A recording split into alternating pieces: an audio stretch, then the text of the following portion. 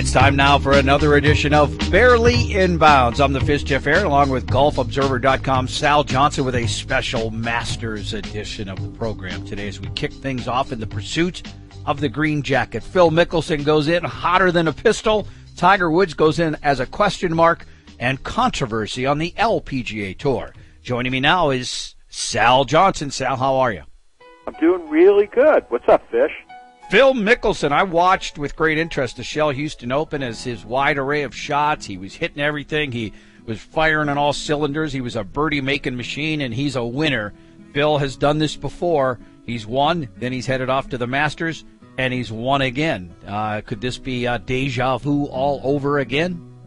Well, we kind of hope so because of the fact that in 2006 he won the AT&T Classic the week before the Masters. In that event, he shot rounds of 63, 65, 67, 65 for 28 under par total, and he won by 13 shots.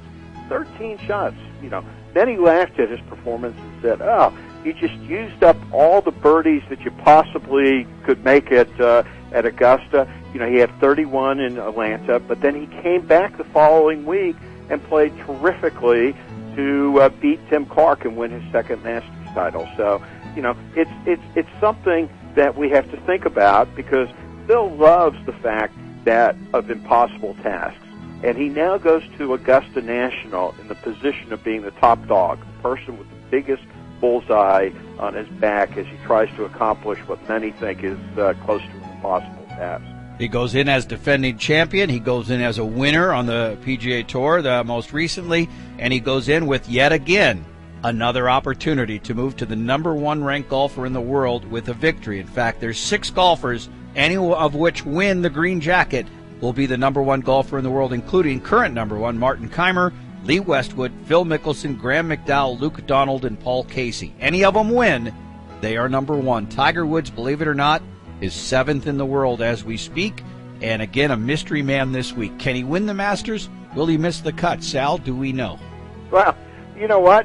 We don't know. You know, over the course of this year, Phil and Tiger have been question marks. With Woods, we get conflicting reports that this could be the week, that the swing is close to being back in winning form. But, you know, frankly, I think that Woods is still deep in the change, and his chances of missing the cut at the Masters is probably as great as him winning. You know, on the other end of the coin, do you know that for Phil Mickelson, this is his first week that he's been ahead of Tiger Woods in the world rankings since back in 1997 at the Masters. That's a long time for a really great player.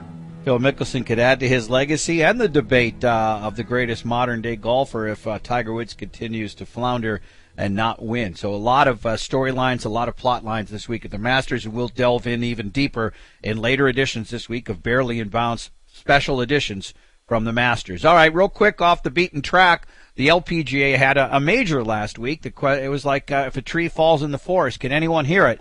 And you're kind of spewing a little venom towards the LPGA. What's the story here?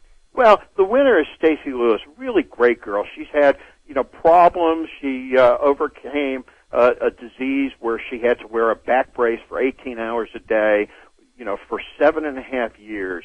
And after her senior year, she, you know, went back to golf and had surgery to put a rod in her back and 5 screws, and she's actually doing really well. She won for the first time. She won at the Nabisco, or the Kraft Nabisco. But the big problem is nobody cares because it's the week before the Masters.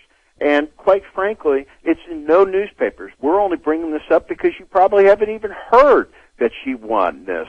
And, you know, the thing is the LPGA Tour, if they want to get better, they can't have their premier tournaments, you know, their majors and things like that, at a time of the year when it gets about an hour of buzz and then everybody turns to, you know, the Masters, or the U.S. Open, or the British Open. So, you know, that's where we're at. Stacy Lewis won. You know, it was a great victory for her, but quite frankly, nobody really cares. And nobody really cares. And we've just spent some time talking about it, so obviously, Sal Johnson, you care. Absolutely. Absolutely. All right.